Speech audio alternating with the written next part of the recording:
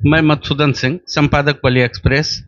आज जनपद की और इस समय पूरे देश में जो चर्चा का केंद्र बनी हुई है खबर, बिहार में वोटर लिस्ट से वोटरों के नाम का डिलीट होना, उस पे आज हम लोग चर्चा करने के लिए हमारे बीच टाउन इंटर कॉलेज के प्रधानाचार्य आईडी मिश्रा जी हैं और भारतीय जनता पार्टी के वरिष्ठ नेता अशोक कुमार सिंह जी हैं।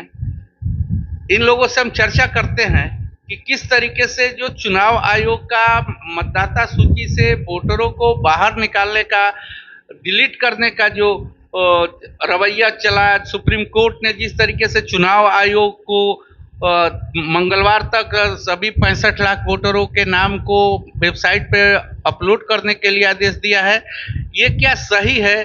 क्या इसमें खामी है कि सही है? चुनाव आयोग ने सही काम किया है? इस पर हम लोग चर्चा करेंगे।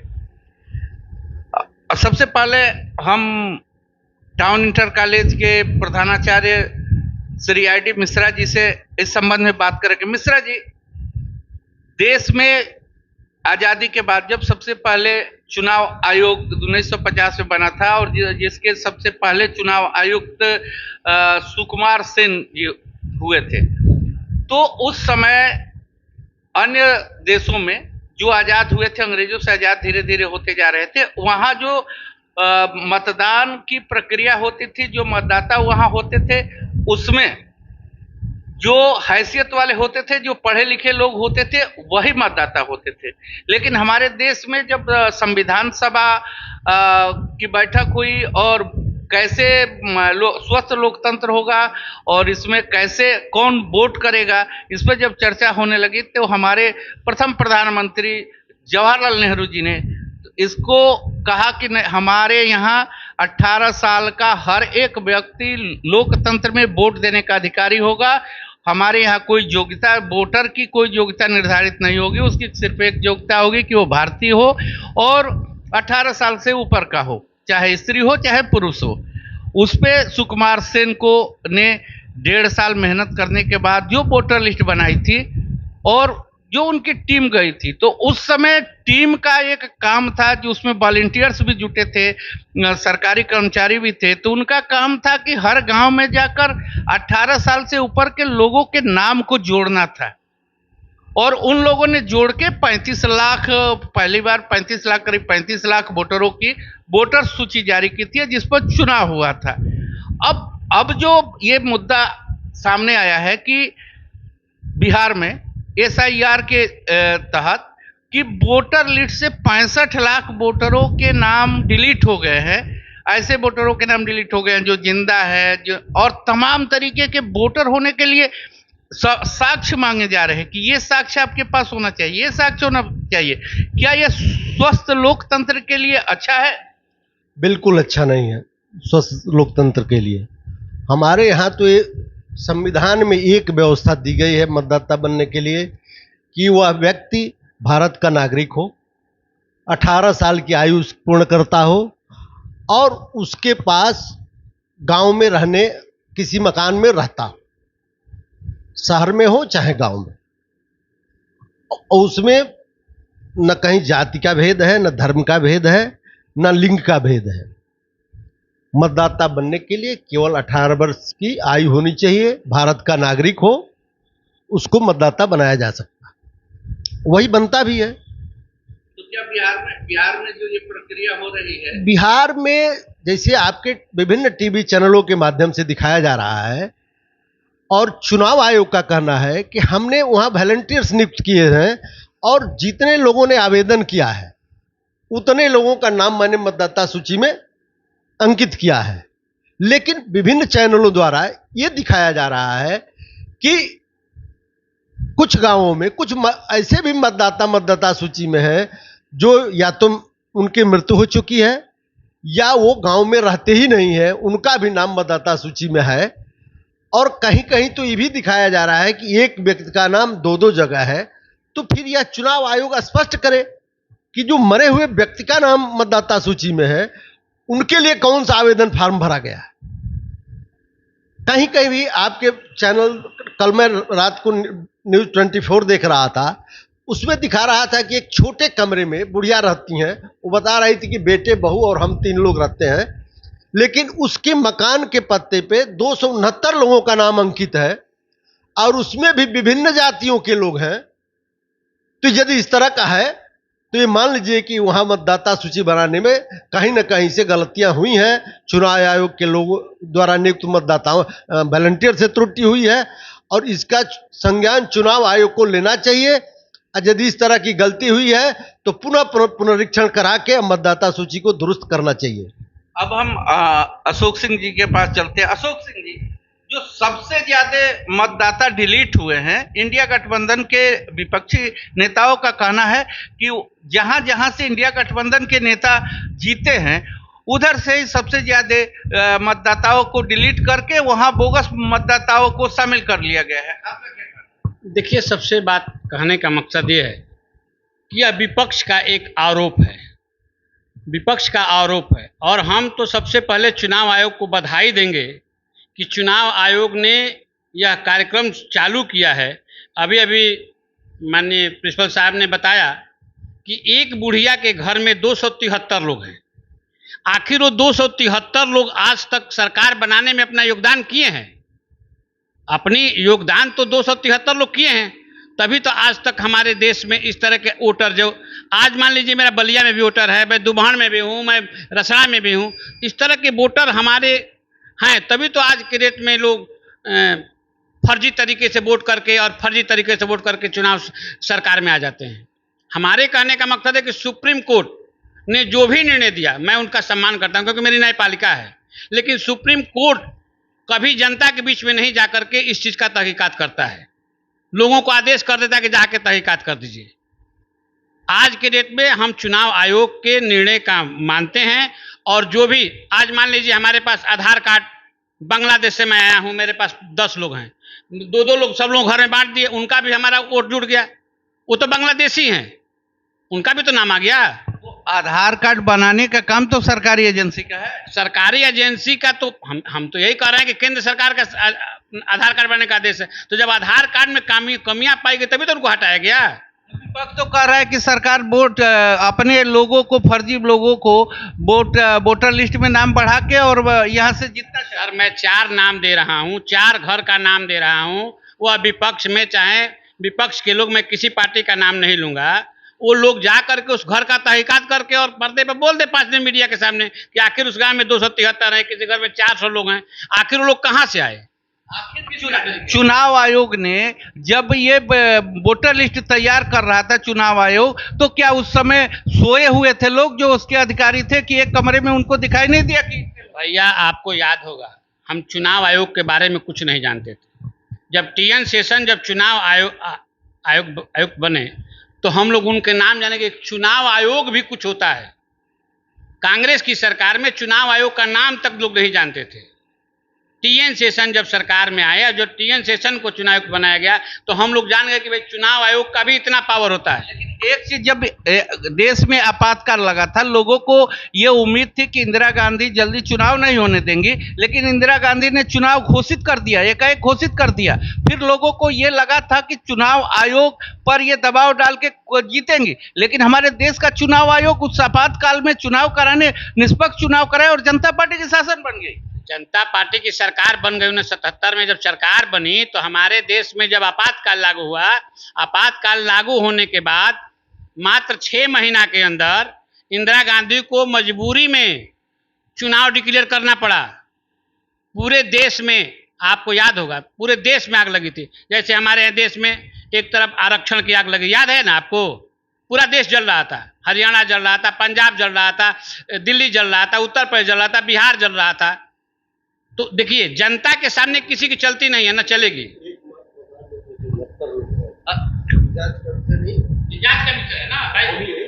273 लोग एक गांव में हैं। एक घर में इंद्रमणि सिंह, कुछ इस तरह से नाम है, बता रहा था, वो मर गए हैं, लेकिन उनके घर में 400 लोगों का नाम है। अलग अलग जातियों के लोग हैं, क्योंकि हम जाति नहीं लिखते।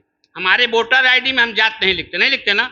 वोटर आईडी में खाली अशोक लिखा जाएगा, मकसूदन लिखा, इस तरह से लिखा जाता है। लेकिन जो वहां पर जब जांच किया गया तो उसमें ऐसे लोग थे जो यहाँ के कभी पसीने है ही नहीं है, न उनका खेसरा खतौनी में नाम है, न घर में नाम है, न खतौनी में, न घरौनी में, कहीं नाम ही नहीं है, लेकिन वोटर लिस्ट में है। राहुल गांधी का आरोप है कि बीजेपी वोट चोरी करके 10 सीट जीत के वोट चोरी करके सीट जीती है और सरकार में है, और उसके लिए उन्होंने एक लोकसभा के सीट का उन्होंने 6 महीना में बोगस वोटरों की संख्या को निकाला है कि कैसे बोगस वोटर हो गए। जो पहले 18 से 22 साल के वोटरों को शामिल करने के लिए एक फॉर्म आता है, उस फॉर्म को भरने के बाद ही वो वोटर लिस्ट में नाम चढ़ता है पहली बार।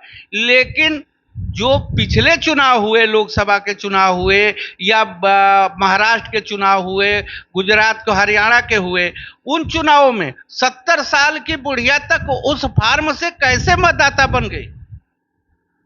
क्या सुनो?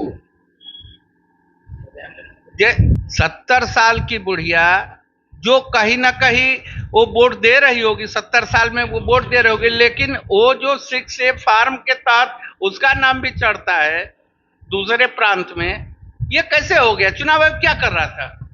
ये तो चुनाव आयोग की थोड़ी छोटी मोटी त्रुटियां रहती हैं इसमें, और उनके वॉलंटियरों की गलती है। चुनाव आयोग हर चीज की मॉनिटरिंग नहीं कर सकता, करना चाहिए जरूर उनको इस चीज पे। और आरोप यदि है, विपक्ष के नेता ने आरोप लगाया है, तो कहीं न कहीं से यदि थोड़ी भी सत्यता है तो उसमें इलेक्शन कमीशन को गंभीर होकर इसकी जांच करानी चाहिए। और राहुल गांधी ने जब आरोप लगाया, एक लोकसभा सीट का दिखाया, आंकड़ा दिखाया, तो 2 दिन बाद बीजेपी 5 सीटों का लेके आ गई कि देखिए 5 सीटों में कांग्रेस ने गोलमाल किया है। इस पर क्या? इस पर तो ये स्थिति है इलेक्शन कमीशन की कि विपक्ष भी यार इलेक्शन कमीशन को दोषी ठहरा रहा है और भारतीय जनता पार्टी भी दोषी ठहरा रही है। इस पर तो इलेक्शन कमीशन को सारी चीजें डिजिटाइज कर देना चाहिए और पारदर्शी तरीके से दोनों पक्षों को दिखा के और देश की जनता के सामने अपने को अपनी स्वच्छ छवि बनाने के लिए सबूत पेश करना चाहिए कि हमारे द्वारा कोई गलती नहीं की गई है। यानी कि देश का चुनाव आयोग इस समय संदेह के घेरे में है, चाहे पक्ष हो चाहे विपक्ष हो, दोनों उसको ये साबित करने पे लगे हुए हैं कि इसने गलती की है, हमने नहीं गलती किया, इसने गलती किया है। अब जिस देश के 2 बड़ी पार्टियां इस तरह के आरोप लगा रही हैं या उनके लोग आरोप लगा रहे हैं, तो यह एक गंभीर विषय है। चुनाव आयोग को चिंतन करना चाहिए इस विषय पर। 65 लाख वोटर एक प्रदेश से कभी भी वोटर लिस्ट से डिलीट नहीं हुए थे, तो क्या बीजेपी पिछले बार की हार का बदला लेने के लिए, विपक्ष को डाउन करने के लिए 65 लाख वोटरों को डिलीट कराए? ऐसा कुछ नहीं है। विपक्ष एक बहाना खोजता है कुछ ना कुछ सरकार पर आरोप लगाने के लिए। अभी राहुल गांधी जी का आपने नाम लिया, माननीय प्रिंसिपल साहब से आपने पूछा इस बात को। अच्छा, केरल में क्या हुआ, बंगाल में क्या हुआ, कर्नाटक में क्या हुआ, आपको जानना पड़ेगा ना। आपको ये जानने की जरूरत है कि हमारे अगर चुनाव आयोग ने जब भी सुबह हुआ, जब भी जग गया, अपने बारे में जाग गया, तो अपनी पता लगाएगा कि आखिर इतनी घटनाएं हो कैसे रही है। यानी कि देश का चुनाव आयोग पिछली बार से सो रहा था, इस बार जगा है। पिछली बार से नहीं, सदियों से सो रहा था। जब से कांग्रेस की सरकार थी उस समय से ही हर जगह वोटर लिस्ट बढ़ाया जाता था कि अधिक से अधिक वोटर लिस्ट बढ़ाया जाए और हमको उस वोट मिले और हम सरकार में बने। स्वच्छ वोट नहीं, अब जाकर के हमारे मोदी जी की सरकार में आज के डेट में अब जाकर के स्वच्छ चुनाव होने का आशा दिख रहा है। 2 बार मोदी जी का चुनाव हो चुका, तो क्या बोगस वोटर ही जीत दिलाने में सहायक हुए? नहीं, 2014 का चुनाव हुआ, जो उस समय काहे नहीं हम पर कोई ब्लेम लगाया गया। हमको जब पता चला, देखिए हमको कोई चीज जब पता चलेगा तभी तो उसको हम छांटेंगे। हम 2014 में सरकार में थे नहीं, कांग्रेस सरकार में थी, हमारी सरकार तो थी नहीं। सरकार किसकी थी? जो मनमोहन सिंह जी की थी। मनमोहन सिंह के बाद हम 2014 में आए तो 5 साल तो हमको संभलने में लग गया, देश को बचाने में लग गया। जब हम धीरे धीरे संभलना, फिर हमारा बंगाल की व्यवस्था देख लीजिए, अधिक से अधिक बांग्लादेशी वोटर हैं वहाँ, तो ये चुनाव आयोग तो भारत सरकार के अधीन है, बंगाल सरकार का अधीन तो है नहीं। अरे तो आप तो कह रहे हैं कि विपक्ष बाण पर बाण चला रहा है, तो तीरन अब उस तीर का हम जवाब दें कि हम देश को सुधार रहे हैं।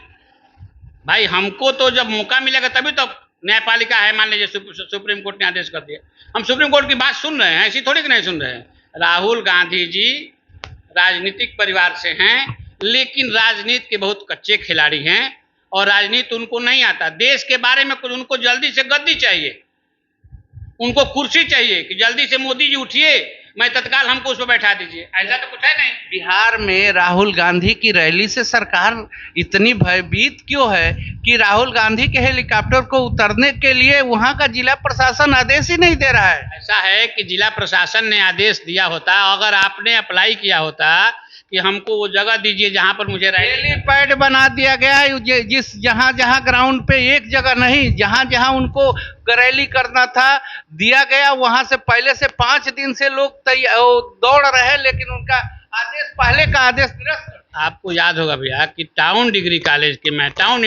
डिग्री कॉलेज के मैदान में जब हेलीपैड बनाने की मैटर आए, तो जब पीडब्ल्यूडी के अधिकारी से पूछा गया, हमको कोई आदेश नहीं है, तो आनन फानन में हम लोगों ने वहाँ हेलीपैड बना दिया। और वहाँ पर जब पीडब्ल्यूडी का अधिकारी आए तो कहा ठीक है, इसका कोऑर्डिनेट ले रहे हैं, यहाँ हेलीकॉप्टर उतर जाएगा। तो जब सरकार आपकी है तो आपको सोचना होगा ना कि हम कहाँ सुरक्षा दे पाएंगे, कहाँ सुरक्षा नहीं दे पाएंगे। अगर कोई घटना घट जाएगी तब कौन उसकी जिम्मेवारी लेगा? देश के बड़े बड़े मंत्री उतर रहे, उनको सुरक्षा की उनको खतरा नहीं है। राहुल गांधी मंत्री जी में और राहुल गांधी जी में बहुत अंतर है। मतलब पूरा विश्व तक, मतलब राहुल गांधी से भारतीय जनता पार्टी को अब खतरा महसूस नहीं, ऐसा कुछ नहीं। राहुल गांधी से नहीं, किसी से कोई खतरा नहीं। जिसके साथ जनता है उसके साथ किसी से खतरा नहीं, जनता जिसके साथ। अभी हम लोगों ने बिहार में SIR के ऊपर एक गर्मा गर्म चर्चा की और इस चर्चा में यही सामने निकल के आया कि बिहार में जो चुनाव आयोग के द्वारा SIR की गई है उसमें भारी गड़बड़ी सामने आ रही है। चुनाव आयोग पक्ष हो चाहे विपक्ष हो, दोनों के आरोपों पर है और दोनों उसको दोषी करार दे रहे हैं। ऐसे में चुनाव आयोग को अपनी निष्पक्षता साबित करने के लिए कोई न कोई ठोस कदम दिखाना पड़ेगा, कोई न कोई निर्णय करना पड़ेगा, जिससे जनता के बीच में यह संदेश जाए कि चुनाव आयोग निष्पक्ष है और यहाँ चुनाव निष्पक्ष हो सकता है।